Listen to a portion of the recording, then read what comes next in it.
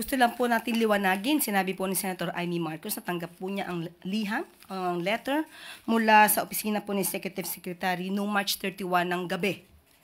So as of March 31 ng ating press briefing ay wala pa pong nagiging desisyon patungkol po dito. So yan po ay liliwanagin lamang po natin. Pero yun nga, sabi po ni Senator Amy Marcos, natanggap po niya yung letter ng gabi na po ng March 31. At ayon nga po sa napagdesisyonan, alam na po ng mga cabinet members natin, ng mga cabinet officials natin, na sapat na po.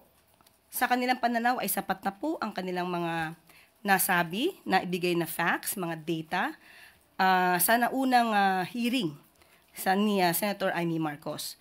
At yun po, at sa tingin po namin ay sapat na po considering the fact na nagkaroon na rin po siya ng kanyang preliminary findings.